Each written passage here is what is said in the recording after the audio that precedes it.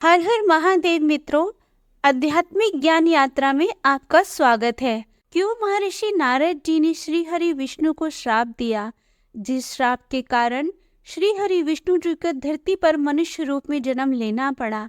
कथा शुरू करने से पहले आप इस चैनल को सब्सक्राइब करें, फॉलो करें, इस वीडियो को अपने मित्रों तक शेयर करें और कमेंट्स बॉक्स में कमेंट करें। अनेक कथाओं के अनुसार एक बार देवर्षि नारद को इस बात का घमंड हो गया था कि कामदेव भी उनकी तपस्या व ब्रह्मचर्य को भंग नहीं कर पाए हैं।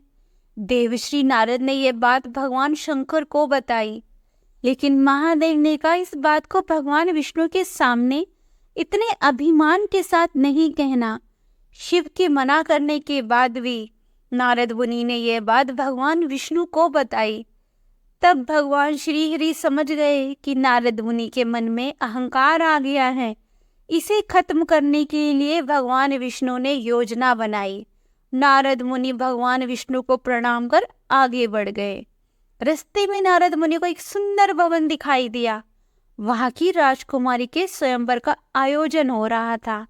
नारद उस जगह पर पहुंच गए और वहां की राजकुमारी विश्वमोहिनी को देखकर मोहित हो गए।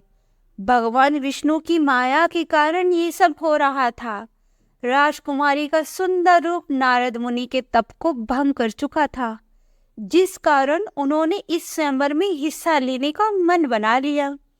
राजकुमारी को पाने की इच्छा से नारद ने अपने स्वामी भगवान श्री हरि विष्णु की शरण में पहुंचे और उनसे उन्हीं के समान सुंदर रूप पाने की इच्छा जाहिर की। भगवान विष्णु ने नारद जी की इच्छा अनुसार उन्हें सुंदर रूप दे दिया।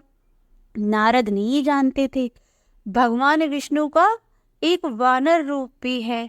हरि रूप लेकर नारद उस स्वयंवर में पहुंच गए। उन्हें अपने आप पर इतना अभिमान हो गया था कि उन्होंने एक बार भी अपना चेहरा नहीं देखा। नारद को इस बात का विश्वास हो गया था कि हरि रूप को देखकर राजकुमारी उन्हीं के गले में वरमाला डालेंगी, लेकिन ऐसा नहीं हुआ।